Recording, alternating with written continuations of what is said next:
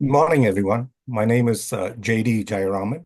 I'm the interim dean of the School of Business at New Jersey City University. It's my pleasure to welcome you to today's Broken Not Broke webinar, a powerful and deeply meaningful initiative from the Guarini Institute at New Jersey City University. The Broken Not Broke webinar series was created to shine a light on an issue that too often goes unnoticed: the crushing financial burden that families face when a child is diagnosed with cancer. Imagine fighting for your child's life while also battling mounting medical bills, lost income, and the uncertainty of how to keep a roof over your head. For too many families, this isn't just a challenge, it's a daily reality. Through these 30-minute interviews, we aim to shed light on the challenges families face, highlighting the resources available to them, and explore the systemic changes needed to provide better support. These conversations are not just discussions, they are lifelines for families, caregivers, and social workers. Developed by the Guarini Institute, brokenNotbroke.org is a game-changing platform designed to connect families to more than 450 financial aid organizations in just a few clicks. Whether they need help with medical expenses, transportation, or housing, Broken Not Broke is there to guide them. And with bilingual support in English and Spanish, plus a monthly newsletter full of resources, we're ensuring that no family has to navigate this journey alone. Now, it's my honor to introduce today's guest speaker, Matt Giegerich, CEO of the Matthew Larson Foundation for Pediatric Brain Tumors, also known as IronMatt. Matt's leadership at IronMatt has transformed lives. His organization has provided over $5.5 million in direct family assistance, supported more than 2,500 families, and invested nearly $7 million in groundbreaking pediatric brain tumor research.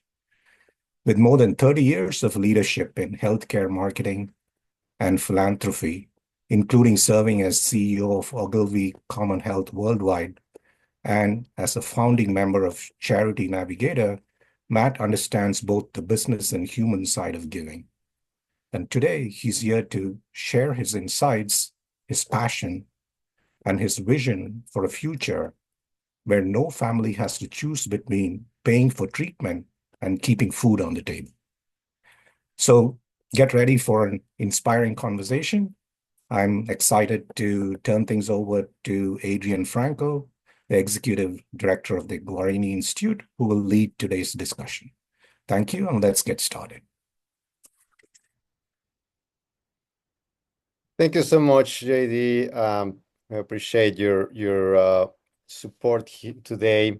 And we're turning in a second to our speaker. Let me just do a quick introduction. I'm Adrian Franco. I am the Executive Director of the Guarini Institute, but I'm also a cancer dad since 2022. And today we are honored to have Matt as our first guest on what is going to be a monthly interview, Broken Not Broke. Matt, could you please start by sharing about IronMatt's mission and also inspiration for its founding? Sure. Thank you, Adrian, and thank you, JD, for this opportunity. I appreciate it, and all of us at IronMatt appreciate this chance to talk about what we do. So IronMatt was founded in 2007 by very close friends of mine, Greg and Kelly Larson, in honor of their son, Matthew, who unfortunately passed from a brain tumor when he was 7 years old after a long and courageous battle.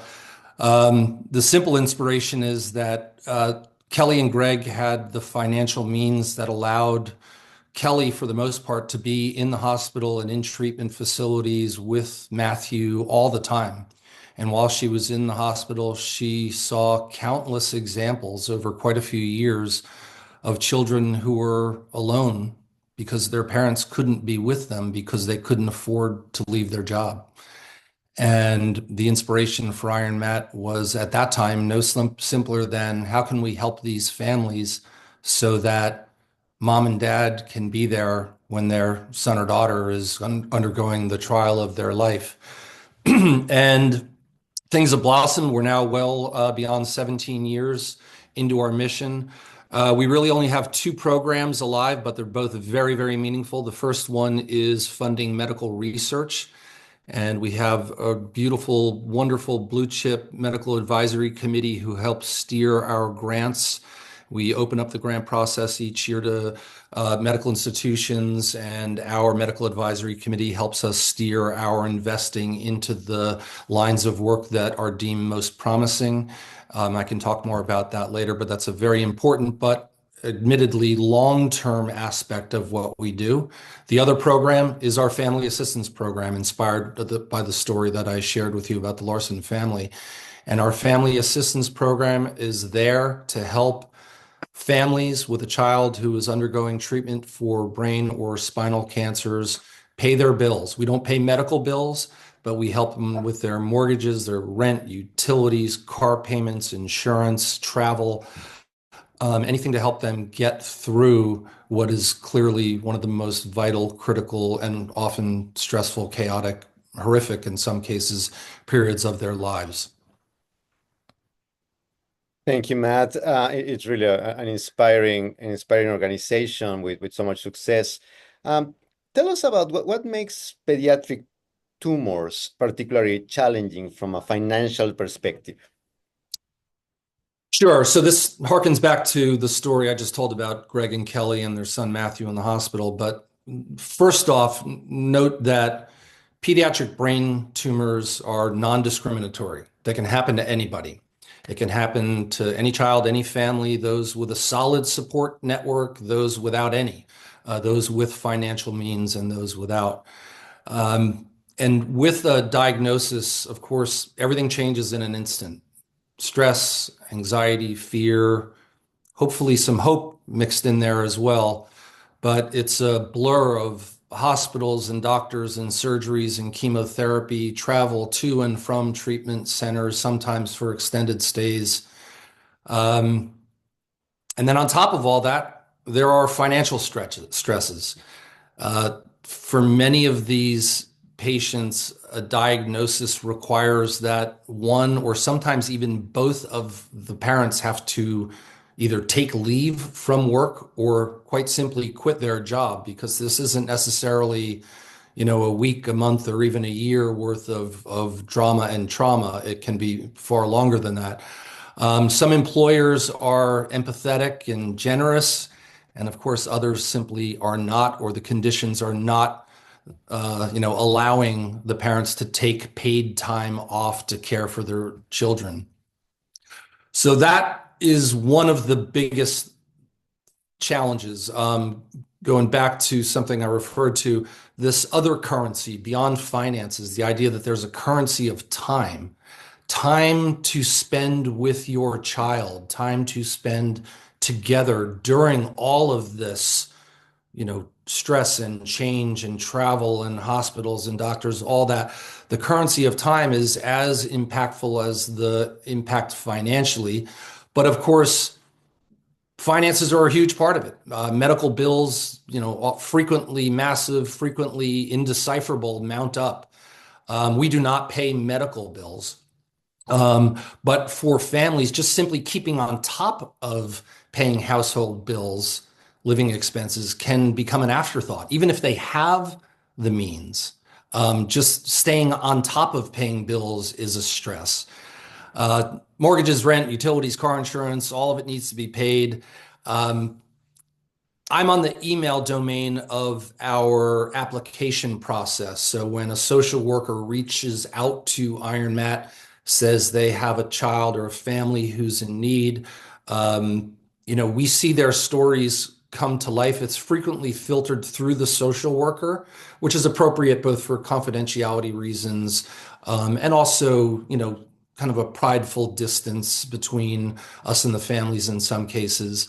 But we see the stories and we see the pictures of the children, and you understand intuitively, immediately, how much suffering is going on and how just a little bit of help can go such a long way to ease maybe that just that day, maybe it's a week, maybe it's that month, but just helping families get through these hurdles is super gratifying to us, and we're honored and proud to do what we do in that we can have an impact on the long term funding medical research, but we can also have an impact in the immediate term, helping these families with their financial strains.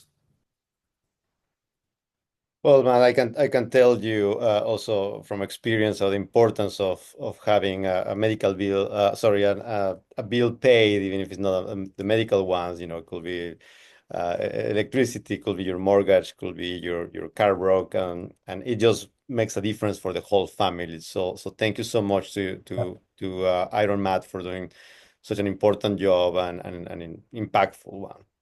You mentioned a key point that I wanna elaborate a little bit. That is time. The need to spend time with your child, as opposed to other diagnoses with adults and grown-ups. In this case, a parent, a caregiver, needs to spend a lot of time with a child that is going on treatment, especially um, long treatment. So I want to ask your opinion about that aspect of the uncertainty of a longer treatment. I mean, when a child is first diagnosed, especially with a pediatric brain tumor, tell us about, how can you think about this in the medium and long term? You have the diagnosis, you have the immediate financial impact, but this can take a long time, years. What have you seen in with your families regarding that long-term financial impact? Um, sure. And this is obviously one of the horrific realities of pediatric brain tumors is that many children don't live to see their second, third, fourth birthday after their diagnosis. And it's a horrifying part of this, and one I think that motivates everybody toward trying to find better treatments and a cure. But going back to your question, the fact that it's not in most cases a simple, oh, we did the surgery or we did a course of chemo and now everything's fine and you can go back to quote normal life. What more often happens is a new normal becomes part of these families' everyday lives. And that new normal settles in for most of them. And human beings are fortunately incredibly resilient and adaptive to stress and change. But new normal is hardly normal. Constant anxiety over what's going to happen next. Is the next scan going to be clean? Anxiety about treatments and needles and chemotherapy side effects and who's going to stay home with, Bob or Billy or Mary or Jane while this is going on. It becomes the fabric of their new life, but it's not one they chose, and it's certainly one they would reject if they had that opportunity. But the financial problems that I described earlier don't necessarily go away. They just kind of turn into the new normal. One of us had to quit our job so that we could take our child back and forth to treatment each month or each week, depending. Um, our bills are mounting. The medical bills themselves are its own pile of turmoil. Um, for some families, new normal finds a way through with a network of support, family members, community who are rallying around them. Sometimes living conditions have to change to accommodate new normal. But for most, the finances hang over all of this like yet another cloud in a storm that just doesn't seem to pass. And it can go on, as we know, for many years. Thanks, Matt. One more question on this before we move to the work that IronMatt is doing. if you have to rank the top 3 requests regarding financial assistance in your organization, what would that be?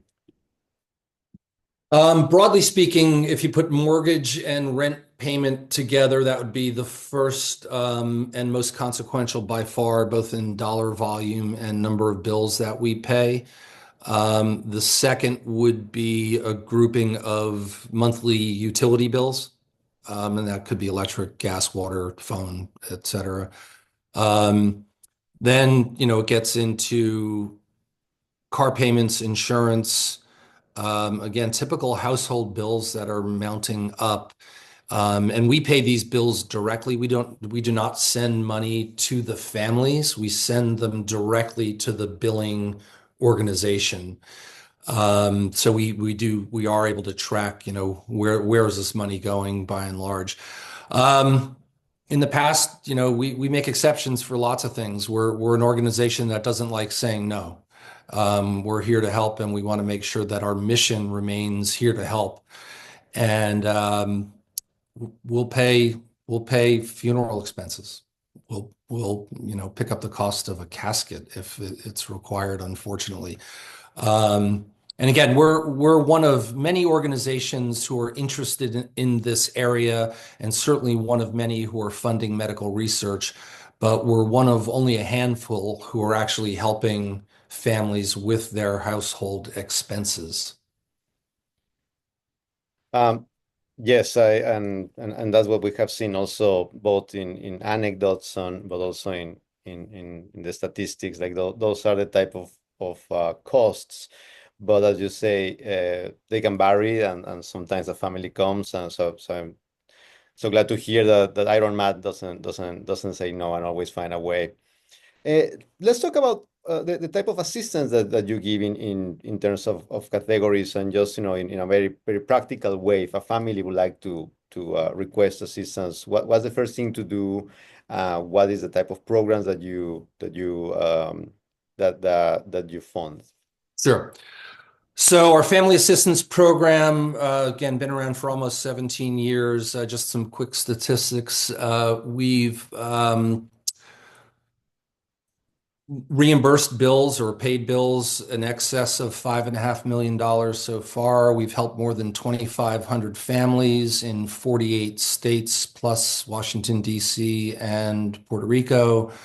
We're now tracking the need graph is actually on a rapid acceleration. We're spending well over $100,000 a month now helping families. We're paying almost 100 individual bills per month. And that's on top of having spent about $7 million funding medical research along the way. I mentioned the different categories of bills that we're paying. But for all of this to be initiated, we have on our website a family intake form, an application, if you will. We require that form be filled out by a qualified, certified social worker who are very typically assigned to families once their child is diagnosed. The social worker validates some very important information for us, that this is a child between the age of 1 and 21, that they have in fact been diagnosed with a brain or spinal tumor, and that they are currently in treatment. We ask for information about what hospital is treating them, who is their treating physician, what was their specific diagnosis. And then with the social worker's help, we ask for very specific information regarding the bills, including the actual coupon certified bill coming from the organization that is in need of payment. We have a committee who reviews all of this and literally reads applications, agrees on, yes, qualified. By and large, we approve almost everything. And then they're handwriting checks and licking stamps and envelopes and getting them in the mail as soon as possible. It's not much more complicated than that, except, of course, because of HIPAA requirements and patient sensitivities. We're very, very careful with disclosing information, how we gather information. Most of the organizations we now work with, the social workers and the hospitals, are equally careful, and we're managing this back and forth through controlled portals that are password protected.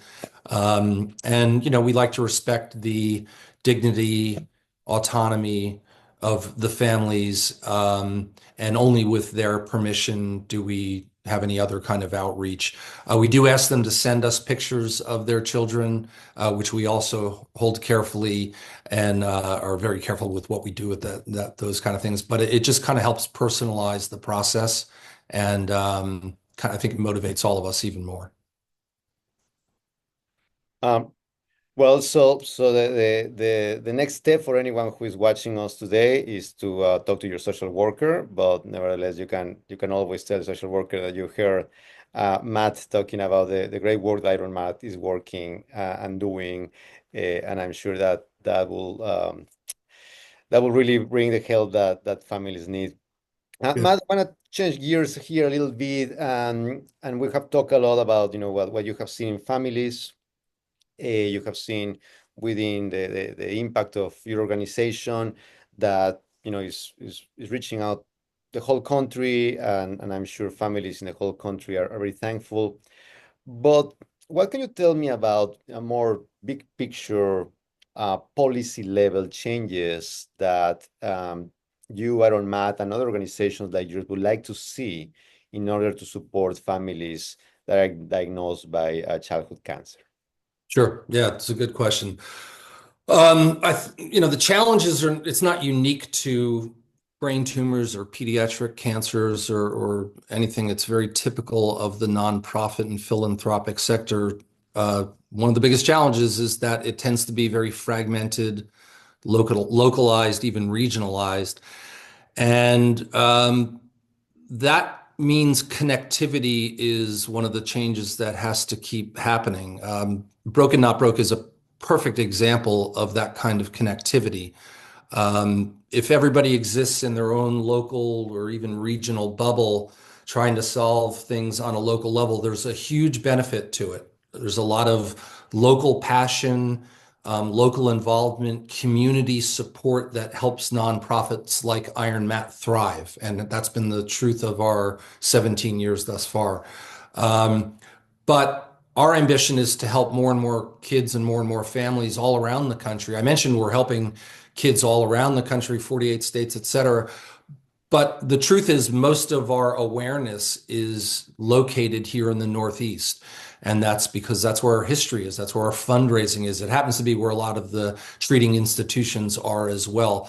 But by no means do we represent even close to the totality of patients and families in need out there across the United States. So connectivity is needed, and that's through things like brokenNotbroke, but it's also through connectivity between and amongst all the individual players. There are multiple nonprofit organizations focused on pediatric cancers, pediatric brain tumors. They're scattered all around the country, and they, like us, for the most part, have localized impact or at least regionalized impact. And them being able to connect with us to help a family in need that maybe they can't help, or us being able to reach out to them for the same reason, is very, very important. At the master scale, you could think about, well, what about like stitching them all together and making one big national effort? There's a case to be made for that, and there are certainly some benefits and upsides that come with that nationalization, scale, reach, all of those things. But there's also downsides. You lose some of the local energy, heart, passion, involvement, community that makes these nonprofits thrive and makes them able to do what they do on the ground.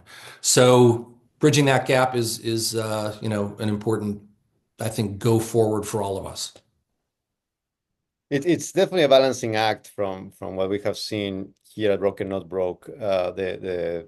As you well said, the passion that a local organization brings, the connection with a local hospital or regional hospital, but also find a way to leverage connections with organizations across the country and sometimes even abroad as well.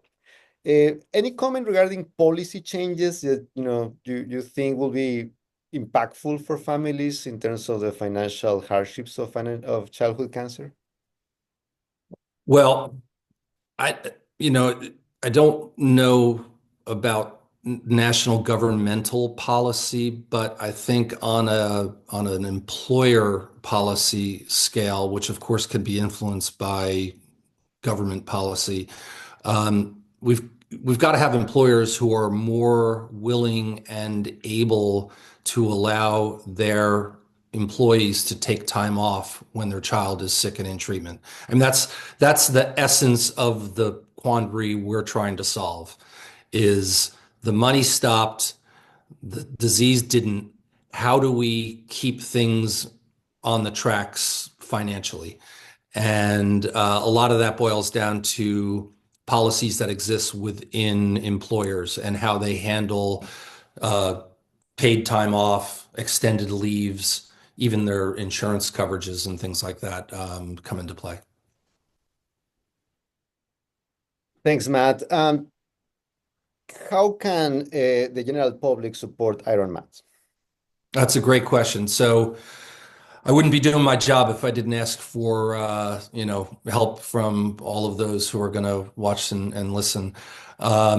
But before I do that, I would say if any of the folks listening, watching, hearing about this have a family in need, maybe they're a family in need, recently dealing with a diagnosed child, go on ironmatt.org. We have an intake form, and again, we ask that that be completed with a qualified social worker, and we'll try to get you or them the help they need. If anything that we've said today is reaching you and you feel like you want to be a part of it, you want to help, similarly, go to ironmatt.org and help us. There's donate now buttons. You can help, give money that will go directly to helping families.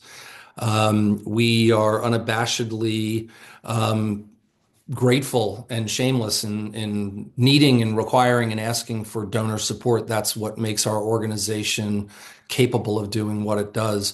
So again, we're eager to help and want to help families in need, and we're eager for anybody who likes what we do and wants to be a part of it to join us, be a part of us, donate to us, reach out to us through the contact me button on the site. If you want to get involved in our local fundraisers or even spread the word beyond into new markets and new regions, we need the help.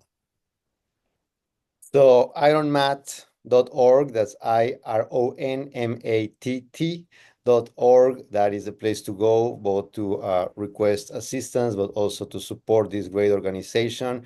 Please do. The numbers, the impact that you have had over the years is really outstanding. So we highly recommend everyone who can to support the organization. Any last thoughts, Matt, before we conclude the interview? Only to thank you again, and to thank you and the Guarini Institute for bringing Broken Not Broke to the marketplace. It is the kind of overlaying resource that's really helpful to families who are desperately looking for help and answers and solutions. And Broken Not Broke is a great way for them to not only find IronMatt, but 449 other organizations who do similar things. And it's a great part of the ecosystem, and we appreciate that. We appreciate you, and I appreciate being on this program. Well, Matt, thank you so much for that. You are the first interview. This is the inaugural webinar. We hope to do this every month. Thank you so much for being with us.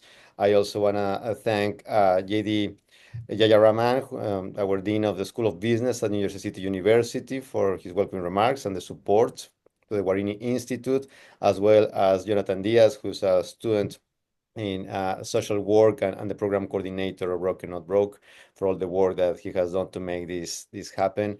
Thank you, everyone, for joining us today, and good luck, everyone. Thank you so much.